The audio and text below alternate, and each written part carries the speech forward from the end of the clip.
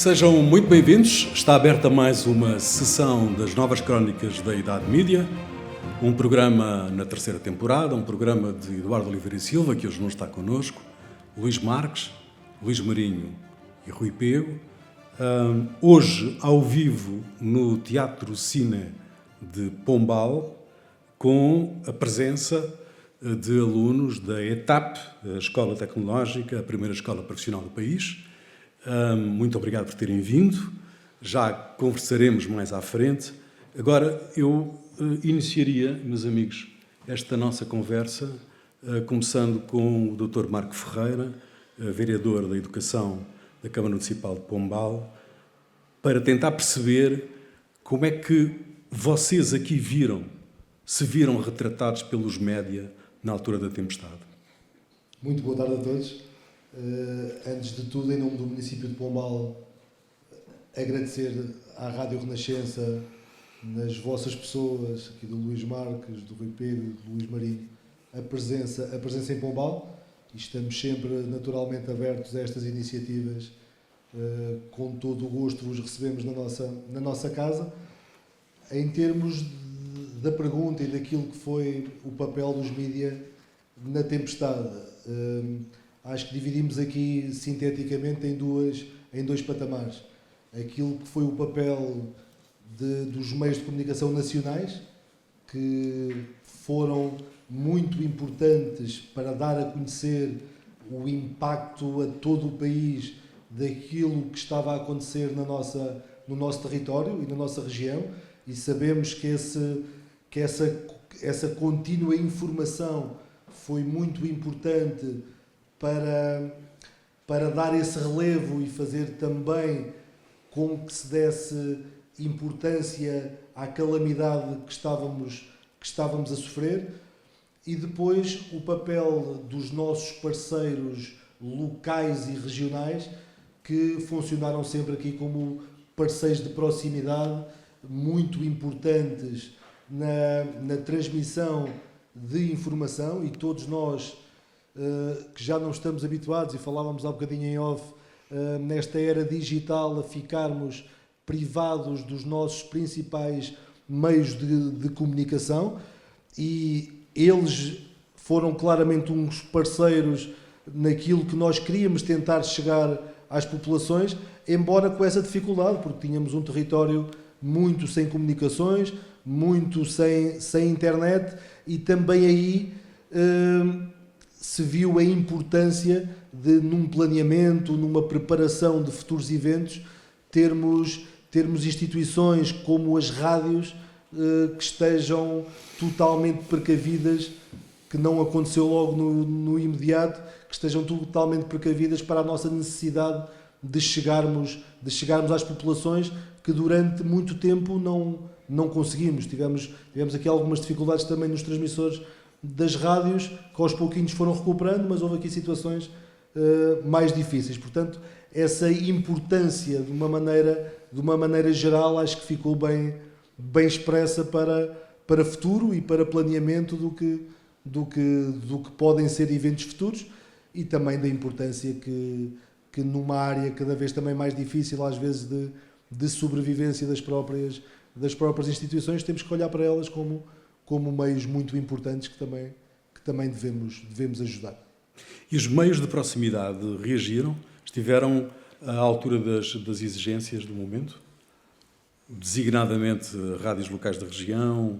Sim, nós sentimos sempre uma proatividade e uma presença de proximidade, mesmo nos nossos briefings, que eram diários, a presença sempre de ver o que era preciso transmitir, eles próprios também com algumas dificuldades, e nós todos, mesmo em termos municipais, com os canais de comunicação digitais ativos, mas a chegar a uma percentagem muito reduzida da população naqueles primeiros tempos. Luís Marinho, Luís Marques, temos aqui o Dr. Marco Ferreira ainda um bocadinho à nossa exposição neste início de programa. Não vos suscita nenhum tipo de questão a cobertura que os média, designadamente as televisões, fizeram desta tragédia que se abateu sobre esta região? Sim, eu estava cá, sou daqui, talvez alguns de vocês me conheçam, mas eu sou de cá e estava cá, depois sobre isso também gostaria de falar um bocadinho mais à frente, mas uma das coisas que eu reparei foi que houve uma fase em que percebi que vocês tiveram alguma angústia por não ter a cobertura necessária dos média, não é? Eu sei isso porque tive que falar, por uma outra razão que não tem agora a ver, tinha a ver com a tempestade, mas não sobre isso, especificamente com a vice-presidente da Câmara na altura, a doutora Isabel Marte, e percebi, portanto, que elas achavam que Pombal estava um bocado esquecido daquilo que era o foco, portanto, da tempestade, ou seja, das consequências da tempestade. E, na realidade, embora numa fase inicial foi mais em Leiria que esteve concentrado, e só numa fase posterior é que se percebeu que em Pombal o nível de devastação tinha sido, talvez não a dimensão que teve para Leiria, mas muito próximo daquilo que foi em Leiria. E houve ali um momento em que aparentemente os médios não estavam a cobrir suficientemente bem Pombal. Vocês sentiram isso ou não? E porquê é que isso aconteceu? Sim, sentimos naqueles primeiros dias, também sem estarmos a seguir totalmente o que se passava em termos de meios de comunicação, porque foram dias de muita angústia e de muita atividade interna, mas sentimos isso. Mas isso talvez por vicissitudes também territoriais, ou seja, tínhamos uma capital do distrito também a puxar um bocado essa atenção para si, na reação talvez dos média, indo um bocadinho mais atrás dessa primeira intervenção. E depois sim, fomos sentido, também tentando passar essa mensagem, e por isso é que eu disse que não deixaram de ser importantes naquilo que foi também essa reação de tentar fazer chegar a mensagem que havia mais territórios com profundos impactos desta calamidade, e depois sentimos que esse interesse e essa cobertura foi crescendo. Foi recuperado, não foi? Como o Luís disse muito bem, quando se percebeu que estávamos a falar de uma abrangência de impacto territorialmente bem mais alargada, aqui com muito impacto em Leiria, é verdade, mas também muito na Marinha Grande e muito em Pombal, em escalas muito parecidas, em que foram claramente os três concelhos mais impactados por esta calamidade. E como é que um organismo público, neste caso uma Câmara Municipal, se organiza para responder às necessidades, por exemplo, no caso concreto dos jornalistas, isto é, eu sei que até no vosso caso, alguns de vós foram atingidos diretamente, também, não é? Portanto, tiveram um duplo problema, portanto, um problema pessoal e um problema da própria Câmara, e como é que os serviços se organizaram para responder, mas no caso concreto da informação, há uma espécie de gabinete de crise nessas alturas, não há? Como é que essa relação com os jornalistas depois se faz? Sim, na relação de proximidade com os meios de comunicação, temos o nosso gabinete de protocolo e comunicação, que tem esse contacto mais direto e passa muito por esse relacionamento. Em termos daquilo que foi a resposta municipal, começamos sempre por dizer que infelizmente também, mas ninguém está preparado para uma resposta e uma calamidade da dimensão que sofremos. Agora, o que sentimos internamente foi, às vezes, sem o planeamento e a preparação que temos que ter naturalmente no futuro, mas que a entrega das pessoas, dos serviços, a organização daqueles dias e a disponibilidade dos mais diversos serviços de estarem presentes para fazer outro tipo daquilo que fosse necessário, isso foi uma resposta fantástica que nos mostra que tanto às vezes se fala do funcionalismo público, mas continuamos com muito boas pessoas naquilo que é a visão da necessidade e do serviço público. Dr. Marco Ferreira, muito obrigado. Vamos então continuar esta nossa conversa, e eu trazia para a discussão as cheias de 1967. As cheias de 67 foram o acontecimento dramático que devastou regiões à volta de Lisboa. Estima-se que tenham morrido 700 pessoas. 20 mil habitações foram destruídas, e a imprensa, e este é que é o ponto, é o nosso ponto de discussão, a imprensa foi impedida de noticiar a verdadeira dimensão desta tragédia. Isto é, há aqui duas situações completamente diferentes. Uma, as tempestades aqui nesta região de Pombal e Leiria, que foram noticiadas e que foram largamente divulgadas pelos média, e em 1967, as cheias, houve ali uma intervenção clara do Estado Novo, nós vivíamos em pleno Estado Novo, houve uma intervenção clara para que os jornais, particularmente os jornais, à época, que eram muito importantes, não noticiassem aquilo que estava a acontecer. E o que é que, por exemplo, os média não puderam contar? Não puderam contar tudo, afinal. O número de mortos, a miséria nos bairros de lata que existiam à volta de Lisboa, o desordenamento urbano, o saneamento básico, isto é, a ausência de saneamento básico, a inoperância inicial do Estado e o papel dos estudantes, que foi decisivo na ajuda às populações nessa altura. Luís Marinho. Ora bem, eu lembro-me bem porque assisti, por um lado assisti às cheias, por outro lado ainda um jovem de 13 anos, mas participei nessa ajuda, estava na altura no Liceu Camões e participei nessa ajuda às populações, mas o que se sentiu e a grande diferença, é evidente que a juventude aqui presente não tem noção do que eram esses tempos. A grande diferença aqui é uma coisa que se chama censura, isto é, o que é que um organismo do Estado não deixava dizer por conveniência desse próprio Estado, desse próprio Governo. E, de facto, como o Ripe já aqui disse, inicialmente os jornais deram-nos notícias, portanto foram relatando o número de mortos que tinham sido encontrados, etc, etc. Mas há aqui uma história relatada mais tarde, como é evidente, pela jornalista Alice Vieira, que diz que quando se estavam a falar de mortes e a contar os mortos, há um telefonema da censura para o Rádio Clube Português a dizer: a partir desta hora não morre mais ninguém.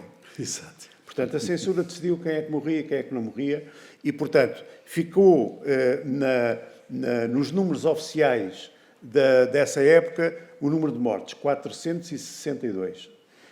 Porque foi aí que se fechou a contagem por ordem da então censura. O que era isto da censura? A censura era um organismo muito bem organizado, que fiscalizava previamente tudo aquilo que os jornais iam publicar.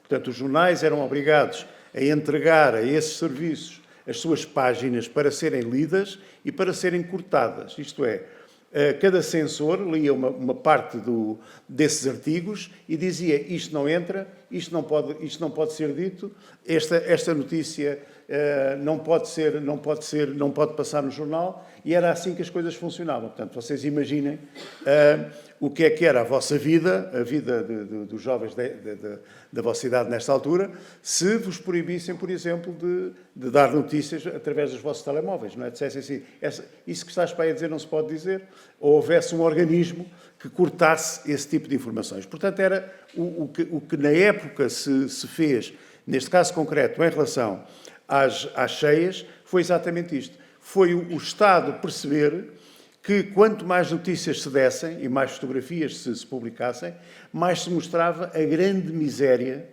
que se vivia, sobretudo nos meios urbanos. Neste caso concreto, a zona mais atingida foi Lisboa e também o distrito de Santarém, mas à volta de Lisboa, todas aquelas zonas ali de Loures, Amadores, etc, etc, eram, na sua grande maioria, bairros de barracas. E quando eu falo de barracas, eram as coisas mais horríveis que se pode imaginar. Eram casas feitas com bocados de madeira, com telhados arranjados, não se sabe como, e tínhamos isto aos milhares. E porquê é que morreu tanta gente e porquê é que as cheias causaram o que causaram? Porque essas casas não tinham a mínima proteção, como é evidente, e a água levou essa gente toda, e ainda por cima, como foi durante a noite, muita gente foi apanhada a dormir e, portanto, morreu assim, dessa forma horrível. Portanto, digamos que, obviamente, em comparação com o que se passou também horrível.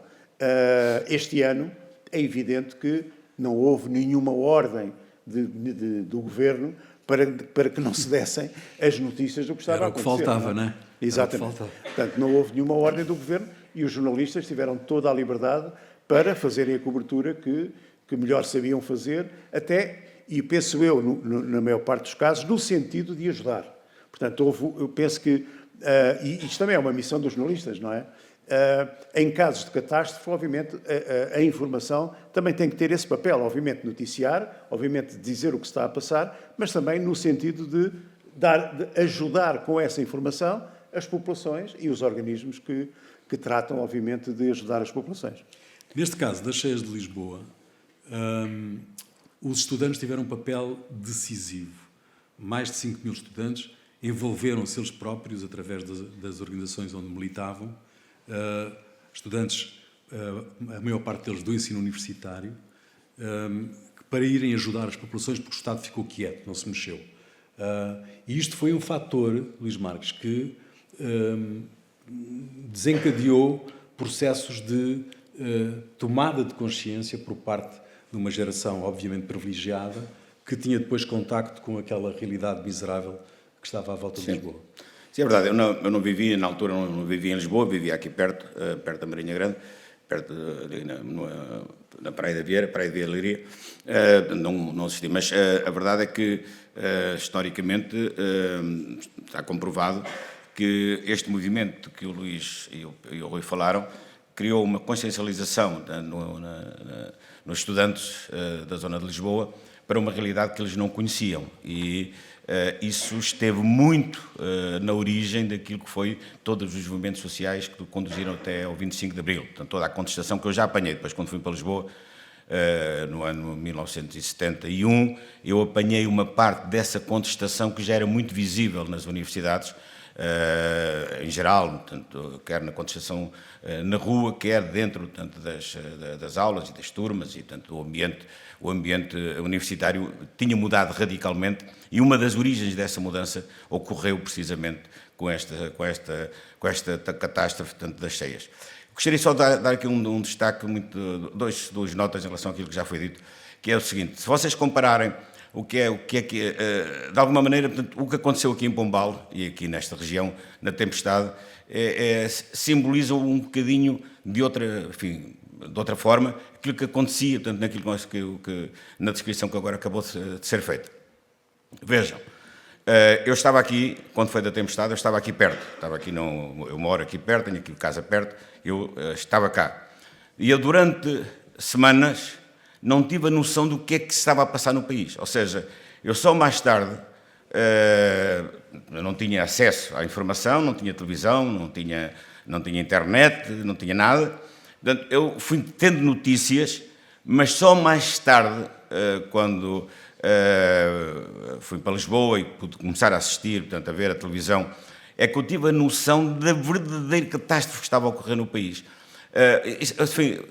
Comparando, foi exatamente o que aconteceu antes do 25 de Abril, portanto, nas cheias, ou seja, uma parte da população portuguesa, portanto, no caso concreto, na altura, praticamente toda a população portuguesa, não teve a noção do que é que se estava a passar. Portanto, isto mostra a importância dos médias, isso mostra a importância da informação e a importância de todos estarem informados.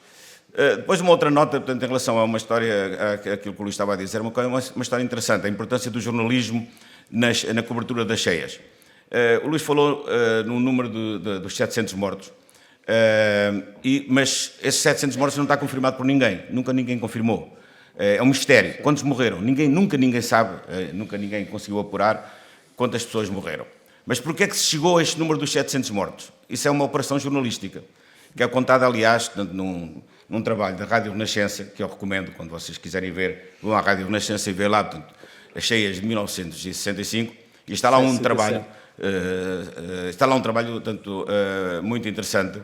Conta uma história que é esta. Portanto, um dos jornalistas que fez a cobertura chama-se Joaquim Letria, que provavelmente vocês nunca ouviram falar, mas foi ele ainda está vivo, um grande jornalista, um dos grandes jornalistas portugueses.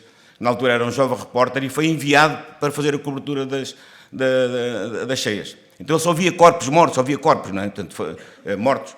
Então chegou à redação e falou com o chefe dele, que era um Vítor Direito, também um grande jornalista, esse que já morreu, e ele disse, há muitos mortos.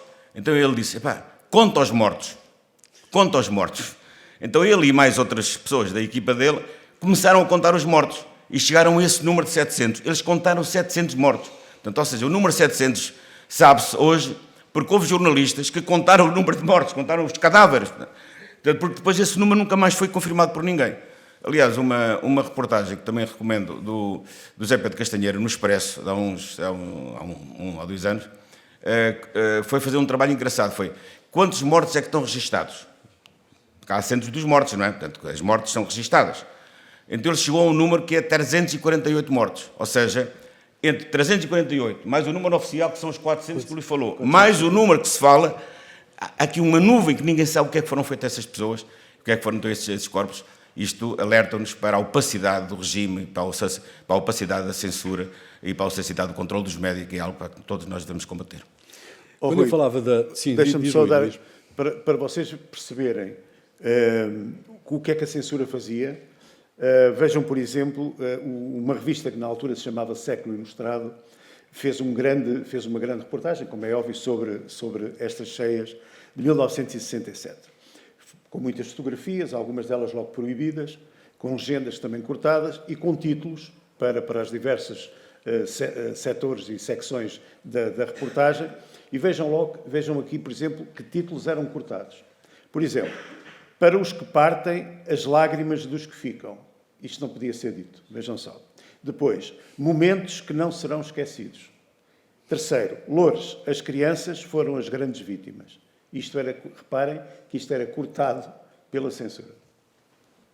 Bom, estes 2 eventos, as tempestades aqui da região de Pombal e Leiria e as cheias de 67, ilustram, do meu ponto de vista, de forma eloquente, as diferenças entre o antes e o depois do 25 de Abril.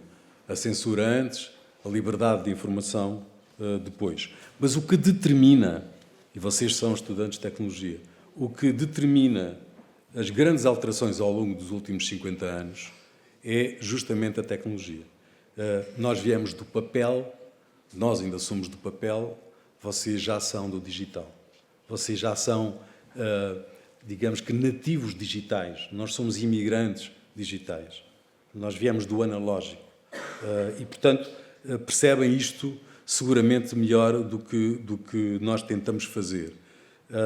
Mas nestes últimos 50 anos os jornais perderam a influência e começa logo na distribuição. Hoje a imprensa regional tem problemas imensos de distribuição, tremendos, de resto.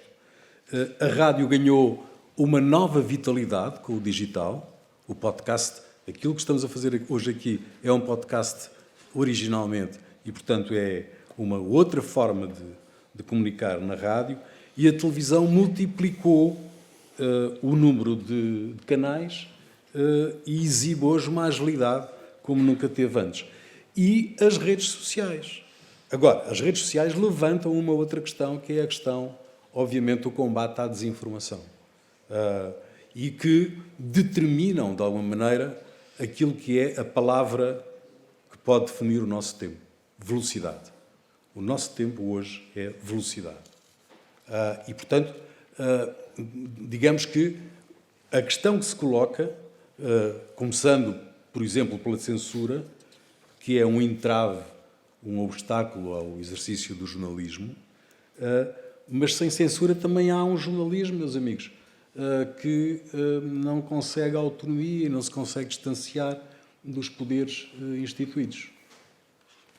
Verdade? Sim, verdade. Bom, se vocês verificarem hoje a maneira como vocês consomem informação é completamente diferente daquela que nós consumimos. Não, enfim, isso é uma evidência, o Rui já referiu a isso.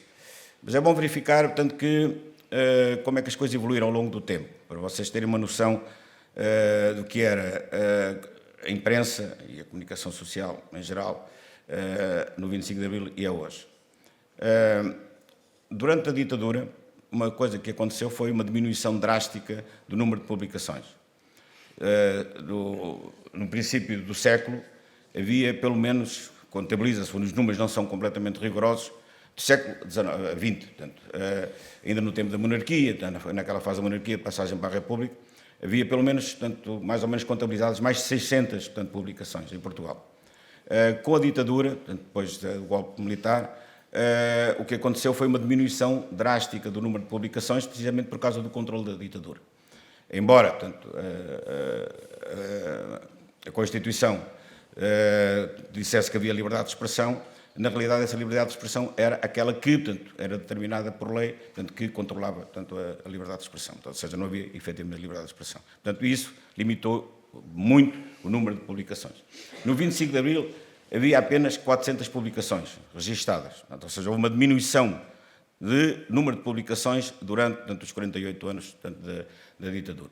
Depois houve uma explosão, portanto, de publicações, e no ano 2000 havia cerca de 1.300 publicações registadas. Atualmente existem, não é bem metade, mas à volta de 700 e tal, 800 publicações. Ou seja, está a haver uma diminuição do número de publicações.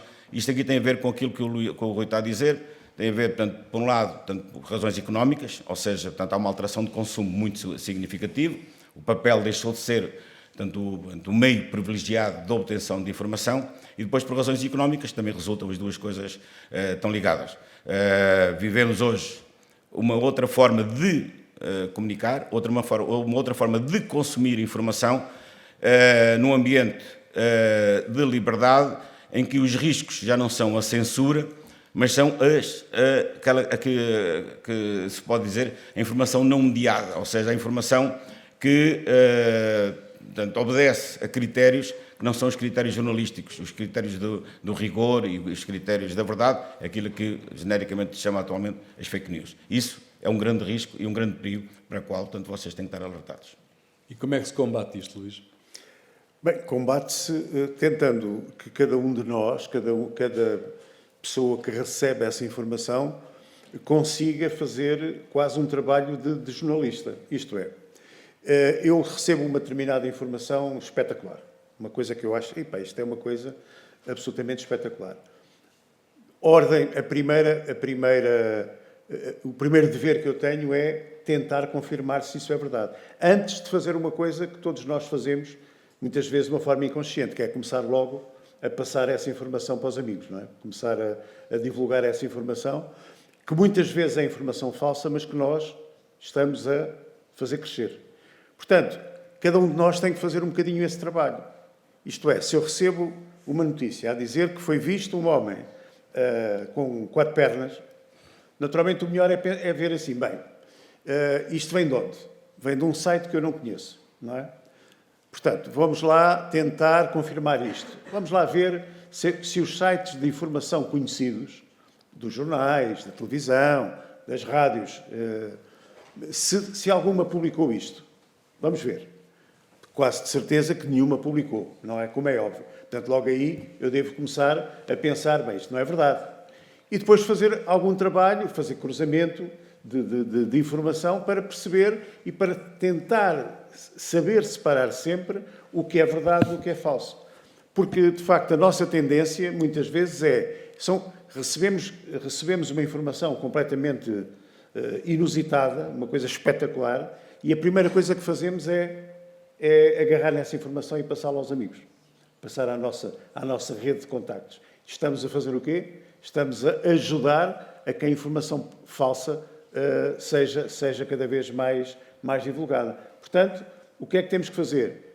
Duvidar, que é uma das tarefas que os jornalistas têm que fazer quando recebem uma informação. Portanto, em primeiro lugar, vamos lá ver se isto é verdade, não é? E depois fazer o cheque. Portanto, checar se aquilo que eu recebi se corresponde à verdade ou se é falso. E o papel dos meios tradicionais, seja os jornais, rádio e televisão, é fundamental neste check das coisas que vão rolando nas redes sociais. E a televisão, aí Luís Marques tem uma particular importância, porque, pegando o exemplo do Luís Marinho, se eu recebo uma informação de que ali fora, aqui no Largo do Candal, não é? Passou um homem com 4 pernas, e se não der no telejornal à noite, é porque se calhar não era verdade. para já. E se as rádios não reproduzirem durante o dia, é porque se calhar não era verdade. E se os jornais no dia seguinte não trouxerem isso na primeira página, é porque se calhar não era verdade. Não é? Agora, a televisão, porque mostra, e mostra todos os dias, tem um papel decisivo nesse despiste da informação que não é verdadeira. Sim, se nós compararmos aquilo que aconteceu nas cheias, que referimos há um bocadinho, dos anos 60, e a cobertura agora das tempestades, a diferença fundamental, para além da censura, para além daquilo que já foi dito, é a televisão. Ou seja, hoje em dia, nós podemos estar em casa sentados a ver em tempo real o que está a acontecer. A tempestade, portanto, pôs horas e horas e horas de emissão. Há canais que tiveram 24 horas, portanto 24 horas a dar informação sobre as tempestades. Ou seja, aquilo torna-se um espetáculo que nos informa, nos agarra e faz com que nos identifiquemos, de alguma maneira, com um acontecimento, portanto, que estamos indiretamente a viver. Claro que nos anos 60, portanto, só havia uma televisão, que era a televisão pública, a televisão do Estado, que obviamente não fez a cobertura, portanto, dos acontecimentos. Portanto, ou seja, isto muda tudo. A nossa reação hoje em dia, portanto, é instantânea. Agora, isso mudou, portanto, a televisão mudou, portanto, os nossos consumos. Se nós verificarmos, por exemplo, cobertura, mesmo olhando para os jornais, vejamos, por exemplo, as vendas dos jornais. Em 1974 havia 8, 10 jornais, se não me engano, portanto, diários. Havia 3, 4 jornais matutinos e havia 3 jornais vespertinos. Na altura havia jornais de manhã e havia jornais à tarde. Ao final da tarde. Ao final da tarde. Sendo que, em média, cada um destes jornais tirava mais de 50 mil exemplares. Havia jornais como o Século, portanto, e como o Diário de Notícias, que tiravam mais de 100 mil exemplares. Hoje em dia, nós temos jornais, portanto, os jornais, o jornal diário mais vendido não vende mais que 30 e tal mil exemplares. Portanto, o jornal mais vendido do país é o Expresso, que vende 80 mil, mas, portanto, em papel, são à volta de 30 mil. E temos menos jornais hoje do que tínhamos, portanto, em 1974. Portanto, ou seja, o consumo do papel, portanto, diminuiu radicalmente. Isto não é, em si mesmo, isto é um problema? Não é necessariamente um problema. Porque o papel é um meio, como outro qualquer, portanto, obter informação. A informação e as notícias podem ser impressas ou podem não ser impressas, não têm necessariamente de ser impressas. O que é importante é que vocês se habituem àquilo que o Luís estava a dizer, a saberem quais são os meios de comunicação social, seja na televisão, seja na internet, seja nas redes sociais, enfim, que são da internet, naturalmente, aqueles que são credíveis e os que não são credíveis.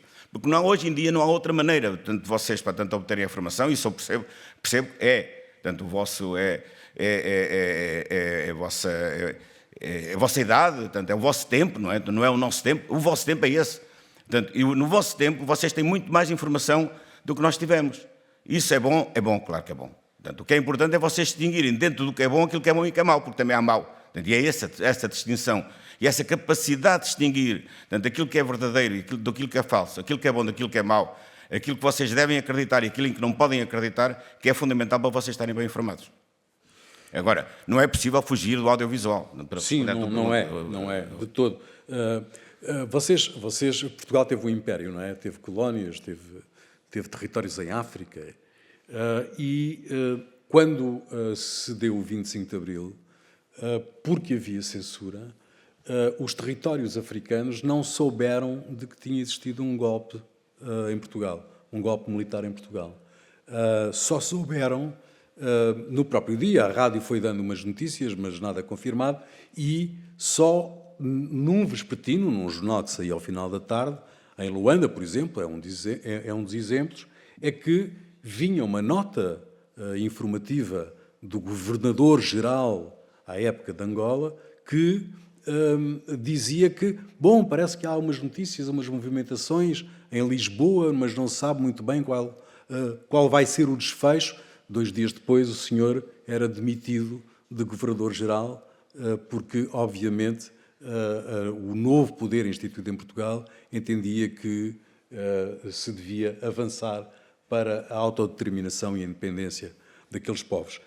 E isto é, no fundo, a ideia central de que a censura produz, que é: eu não posso dizer aquilo que está a acontecer e eu só vou dizer aquilo que está a acontecer passado 2, 3, 4... Os presos do campo de São Nicolau, que era um campo de reclusos, de presos políticos que havia em Angola, só souberam de que tinha havido um golpe em Portugal que acabava com o Estado Novo, só souberam disso vários dias depois por um megafone. Foi lá uma pessoa com um megafone e disse: os senhores estão livres, não é? Portanto, digamos que esta questão é absolutamente central naquilo que é a diferença entre um tempo e outro. É evidente que eu estou a falar de um outro país. Este era um outro país, não o nosso país hoje, atualmente.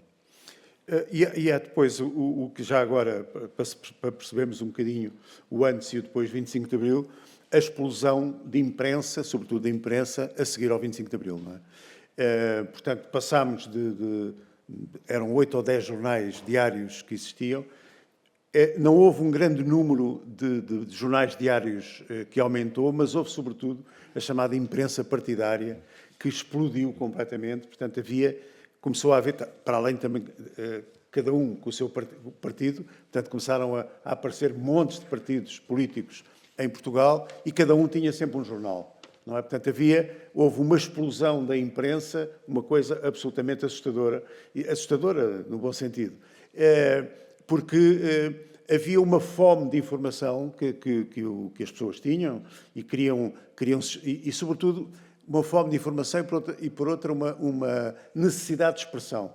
As pessoas sentiam que podiam dizer aquilo que queriam quando se dá o 25 de Abril.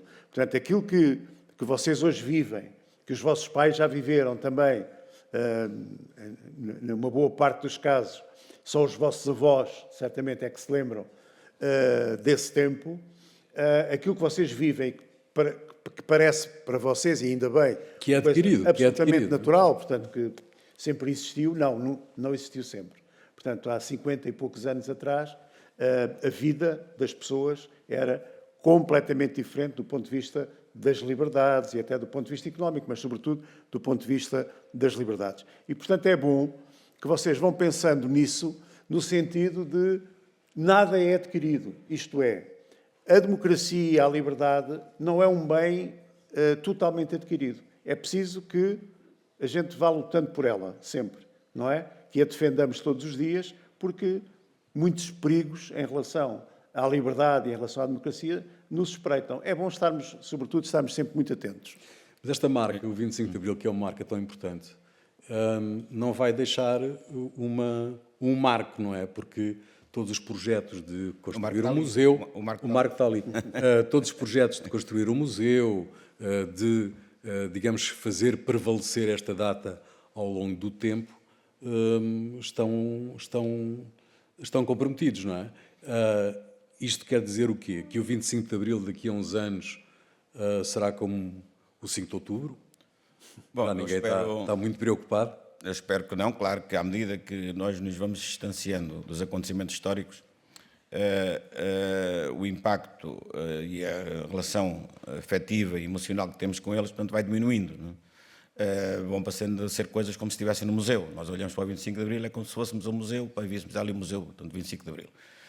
Curiosamente, era exatamente isso que estava. Era um dos projetos para estas comemorações do 25 de Abril, era precisamente fazer um museu. Bom, enfim, alguns de vocês aqui, se calhar, saberão que eu, enfim, coordenei aqui as comemorações do 25 de Abril em Pombal, e posso dizer sobre isso 2 ou 3 coisas. Primeiro, elogiar o trabalho da coordenadora das comemorações, Maria Inácia Rizola, que fez um trabalho excepcional, que o apoio que nos deu aqui foi extraordinário, porque veio cá 2 vezes na apresentação, depois veio cá uma conferência, portanto, nunca nos faltou apoio, e tenho a noção de que, pelo aquilo que sei, portanto, que isso aconteceu a nível nacional, portanto, que houve aqui um esforço muito grande. Mas olhando em retrospectiva para estas comemorações do 25 de Abril, sabe um pouco a pouco, não é? Portanto, ou seja, 50 anos deviam deixar uma marca que prevalecesse, ou seja, que tivesse para além daquela memória imediata que todos nós temos, que vocês têm, falam do 25 de Abril, mas isto está lá muito atrás, alguns valores que sim, que são importantes, mas como é que isso joga com o meu dia-a-dia? Portanto, vocês provavelmente têm dificuldade em perceber como, não é? É importante que o percebam, mas provavelmente não é um problema com que vocês se deparem no dia-a-dia, e eu percebo isso. Mas tem que haver marcas, e essas marcas os valores são importantes, mas também são importantes as marcas. E, na realidade, aquilo que parece destas comemorações é que houve um desinvestimento, portanto, que foi muito marcado pelo facto do primeiro comissário, Pedro Adão e Silva, que foi depois Ministro da Cultura, ter saído, e, aparentemente, a partir daí, portanto, a atenção e o foco nas comemorações foi desviado, e tenho a noção de que a Comissão portanto, teve algumas dificuldades, quer financeiras, quer operacionais, quer até, portanto, de relação institucional. Eu, enfim, lamento isso, e lamento não só porque podia-se ter feito mais do que aquilo que foi feito, mas também porque porque não fica essa marca. Aliás, uma notícia de hoje, sexta-feira, que vem do Expresso, mostra, portanto, como alguma incomodidade pelo facto desse museu, que era um dos objetivos que ficava para o futuro, não ter sido concretizado, e que há um esforço até do Presidente da República, no sentido de ainda conseguir concretizar. Mas parece que nem sequer é um espaço que estava pensado, nem sequer existe. Tudo isto é um bocadinho estranho e é um bocadinho triste, tanto que as comemorações não tenham sido talvez aquilo que muitas pessoas esperavam que tivessem sido. Muito bem, já a seguir, os grandes enigmas.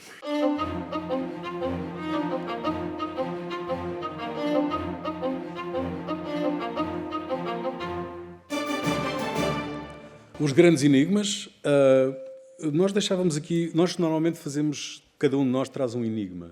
Hoje, porque vocês estão aqui, fazemos apenas um único enigma. E a minha pista para essa discussão convosco era como é que é viver num país que esconde as coisas. Isto é, como é que é viver num país onde não se tem acesso à informação, onde há censura, onde não se consegue perceber o que é que aconteceu aqui, o que é que aconteceu em Lisboa, o que é que aconteceu no Porto e por aí fora. Ok? Falamos já a seguir. Muito obrigado pela vossa participação. Termina aqui mais uma sessão das Novas Crónicas da Idade Mídia, um programa de Eduardo Oliveira e Silva, Luís Marques, Luís Marinho e Rui Pego, hoje ao vivo no Teatro Cine de Pombal, produção de Marina Duarte, promoção de Christian Lammer, imagem de Ricardo Fortunato e Rita Gonçalves, cuidado técnico sonoro de José Ferreira. Novas Crónicas da Idade Mídia, domingo ao meio-dia, no FM da Renascença, sempre que quiser, ao alcance de um clique, em qualquer plataforma ou em rr.pt. Até para a semana.